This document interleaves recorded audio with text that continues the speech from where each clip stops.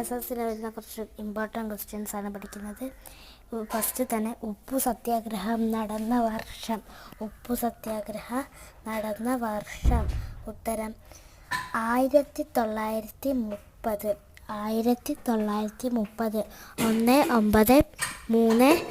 1930 ഉപ്പു സത്യാഗ്രഹം നടന്ന വർഷം.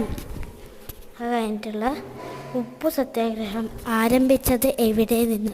ഉപ്പു സത്യാഗ്രഹം എല്ലാവർക്കും പറയാം. ആരംഭിച്ചത് എവിടെ നിന്നാണ്? സബർമതി ആശ്രമം. സബർമതി ആശ്രമം. മൂന്നാമത്തെ ചോദ്യം, കേരള ഗാന്ധി എന്നറിയപ്പെടുന്നത്?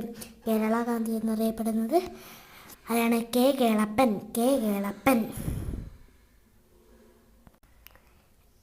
പിന്നെ നാലാമത്തെ ക്വസ്റ്റ്യൻ, ഇന്ത്യൻ നാഷണൽ കോൺഗ്രസിൻ്റെ പ്രസിഡൻ്റായ ആദ്യ വനിത. ഇന്ത്യൻ നാഷണൽ കോൺഗ്രസിൻ്റെ ഫസ്റ്റ് ഇതാണ് നയിക്കുന്നത്. അത് നമുക്കറിയാം, സരോജിനി നായിഡു. സരോജിനി നായിഡു. ഇന്ത്യയുടെ വാനമ്പാടി എന്നറിയപ്പെടുന്നത് ആരാണ്? The night girl of India, Sarojini Naidu. Indian national സമരത്തിൻ്റെ വന്ധ്യവയോധിക.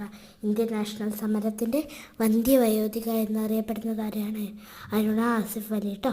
അരുണ ആസിഫ് അലി. ഇന്ത്യയുടെ ഉരുക്കു മനുഷ്യൻ എന്നറിയപ്പെടുന്നത് ആരാണ്?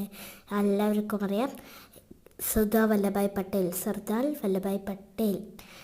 അടുത്ത എട്ടാമത്തെ ചോദ്യം, അടുത്ത ക്വസ്റ്റ്യൻ, അതിർത്തി ഗാന്ധി എന്നറിയപ്പെടുന്നത് ആരെന്നാണ്?